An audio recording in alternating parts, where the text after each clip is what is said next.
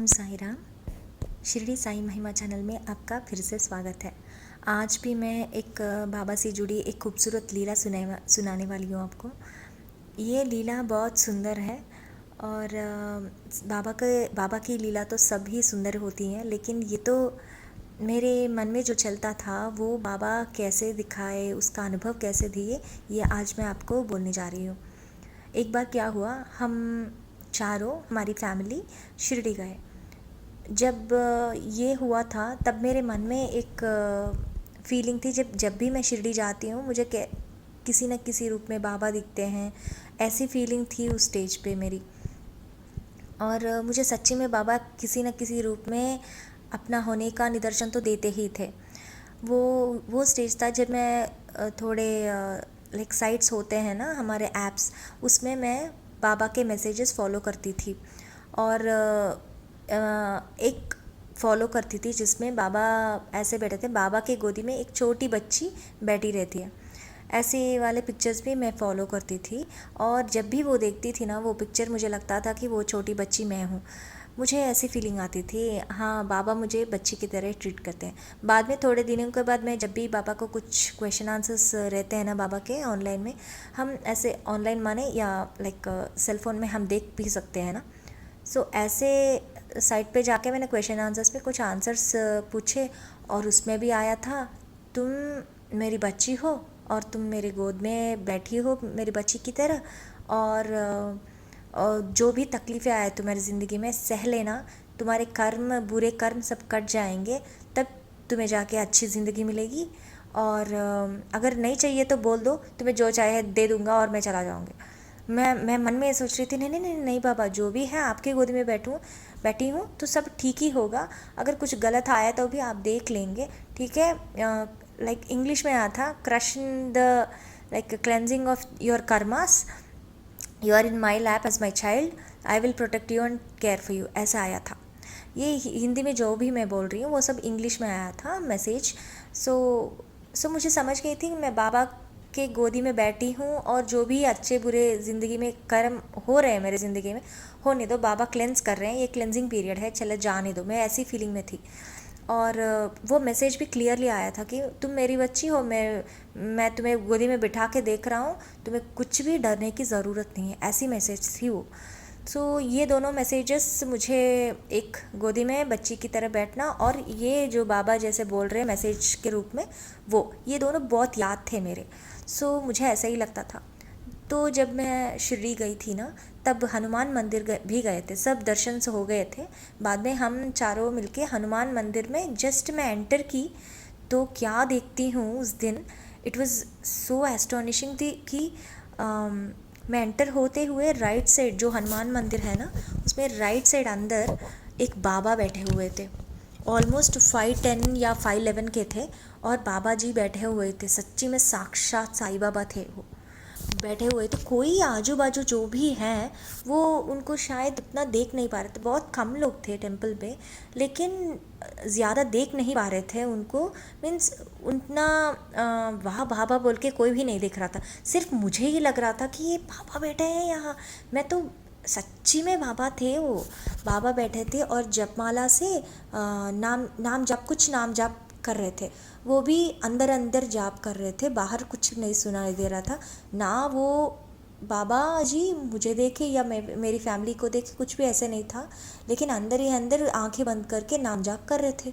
और उनकी गोदी में ना एक थाई पे एक छोटी सी बच्ची 4 या 5 ईयर्स की थी, वो बैठी थी। मैं तो इतनी चौंक गई कि ऐसे कैसे हो सकता है, जो मैं हर पल फील करती हूँ या मैसेज रूप में मुझे मिला, वो बाबा ऐसे दर्शन भी दे दिए, वो बच्ची भी बैठी है बाबा के लैप पे। मैं तो सच्ची में चौंक ही गई थी। इमीडिएटली मैं ऐसे एस्टॉनिश में, आश्चर्य में थी। इमीडिएटली मेरे हस्बैंड ने बोला कि देख पल्लवी, तू भी ऐसी बाबा की बच्ची है, बाबा तुम्हें दिखा रहे हैं कि तू भी देख, बाबा तुम्हें ऐसे ही बिठा के देख रहे हैं, तू ही है वो, ऐसे बोल रहे थे। मैं तो क्या बोलना मुझे समझ में नहीं आया, क्योंकि वो जो मेरे मन में चल रही थी ऐसे मैं फ़ील करती थी। मैंने किसी को नहीं बताया था बाबा को, लाइक बाबा को तो पता होता है, मेरे हस्बैंड को कभी नहीं मैंने शेयर ही नहीं किया था। मैं ऐसे फील करती हूँ, वैसे फील करती हूँ, कुछ नहीं शेयर किया था। लेकिन उनको उनके मुंह से जो भी निकला कि तुम वही बच्ची हो, देखो बाबा तुम्हें गोदी में बैठा के देख रहे हैं, तुम्हें प्रोटेक्ट कर रहे हैं, तुम ही वो बच्ची हो बोल के मेरे हस्बैंड ने बोला। मैं तो सच्ची में शॉक हो गई, इतनी खुश हो गई कि बाबा कैसे ये मिरेकल कर सकते हैं, मुझे समझ में नहीं आया।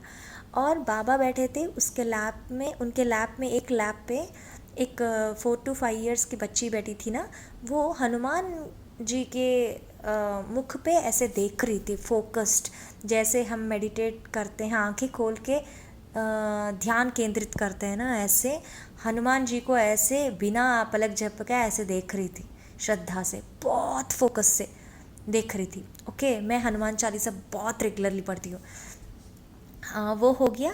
और बाद में क्या हुआ, पीछे जो बाबा के पीछे है ना, बाबा के पीछे एक भक्त थे, वो हाथ को ऐसे बांधे हुए सदा आपके सेवा में बोल के ऐसे हम खड़े होते हैं ना, एक गुरु जी कोई भी है वो, उनके पीछे हम सदा आपकी सेवा में जैसे हम फील करते हैं, ऐसे लाइक हाथ जोड़ के वो खड़े थे बाबा के पीछे। वो बच्ची उनकी बच्ची है या बाबा के भक्त थे, वो बाबा के पीछे खड़े थे। मुझे लगा था कि जब बाबा सच्ची में थे ना, तब ना बाबा के पीछे भी कोई श्यामा जी या तात्या जी ऐसे ही खड़े रहते थे कि बाबा की सेवा में ऐसे ही रहते थे। मुझे पता नहीं क्यों ऐसा लगा कि वो ऐसे हैं, लेकिन बाबा की सेवा में जो भी रहते थे वो भक्त, बाबा के भक्त थे, मुझे ऐसा लगा। वो सीन इतनी खूबसूरत है कि मैं तो पता नहीं कहाँ अटैच हो गई। मुझे लगा कि वो मेरे लिए रचाया जा रहा था, मुझे ऐसा लगा था। इतनी बहुत खूबसूरत है। और बाबा 5'10" या 5'11" रहते, उतनी हाइट है, बाबा बैठे हुए थे और ध्यान निमग्न थे, चांट कर रहे थे अंदर ही अंदर। हमने देखा और हाथ जोड़ा, साई राम बोला, और हम सब, उन्होंने देखा भी कुछ भी नहीं, लेकिन हमें दिख रहे थे। हाँ, वो जो पीछे खड़े थे ना बाबा के पीछे, वो तो हमें देख के हंसे और बस फिर से कामली ऐसे जुड़ गए, बस ऐसे खड़े हो गए बस। वो बच्ची तो इतनी हिल भी नहीं रही थी, उतनी फोकस से हनुमान जी की तरफ ऐसे देख रही थी। वो मेरा अनुभव था। जब एंटर हुए थे बाबा दिखे, किसी और को ज़्यादा नहीं दिखे, किसी ने भी हाथ नहीं जोड़ा वहाँ, शायद बाबा वहाँ किसी को दिख ही नहीं रहे थे। सिर्फ 4-5 लोग होंगे वहाँ, अपार्ट फ्रॉम आवर फैमिली, और 3-4 लोग होंगे बस उस मंदिर में। बाबा दिखे साक्षात बैठ के हनुमान मंदिर में, और उनकी गोदी में एक बच्ची और पीछे एक व्यक्ति बाबा की सेवा में। कितनी खूबसूरत है ये अनुभव, मैं बोल भी नहीं सकती। बाबा ने बिन बोले ही, बिन मुझे देखे या कुछ बात किए भी, मेरा मन का जो भी फीलिंग था वो एक वीडियो जैसे या एक रियलिटी में मुझे दिखा दिया बाबा ने। बाबा को मैं कैसे थैंक्स कहूँ। उन्होंने मुझे बच्ची की तरह एक्सेप्ट कर लिया, और उन्होंने इनडायरेक्टली मुझे बोल दिया कि हाँ तू मेरी बच्ची है, मेरी गोदी में बैठी है, और जो भी अच्छे बुरे कर्म होते हैं ना, सब कट जाएंगे, सब क्लियर हो जाएंगे, और तुझे तेरी ज़िंदगी बहुत अच्छी चलेगी। यही बाबा ने बोला था उस मैसेज में, और मुझे ये लग भी रहा था उस दिन से। एंड मैं बोल नहीं सकती इसका, ये अनुभव का ब्यूटी। लेकिन बाबा है ना, हमारी ज़िंदगी में कितने तरीके से आते हैं, दिखाते हैं, निदर्शन दिखाते हैं, हमारे मन में जो भी बात है साक्षात दिखाते हैं, बोलवाते हैं। हमें सिर्फ मन काम रख के शायद रिकॉग्नाइज़ करना होगा। बाबा इतने अच्छे हैं ना कि हमें, इतने बड़े भगवान हमारी ज़िंदगी में आके, इतना हमारे लेवल पे आके, वो आके इतने निदर्शन दिखा के चले जाते हैं कि हमारे मन में दृढ़ संकल्प और वो श्रद्धा सबूरी इतनी स्ट्रांग हो जाती है, उन पे प्रेम, ये बातों में बोला नहीं जा सकता। जिसी ने भी बाबा का प्रेम एक्सपीरियंस किया होगा ना, सिर्फ वही जानेंगे ये बाबा है। बस ये याद रखना, बाबा है और ये है। इससे मैं विदा लेती हूँ बस। Thank you so much for listening. Om Sai Ram.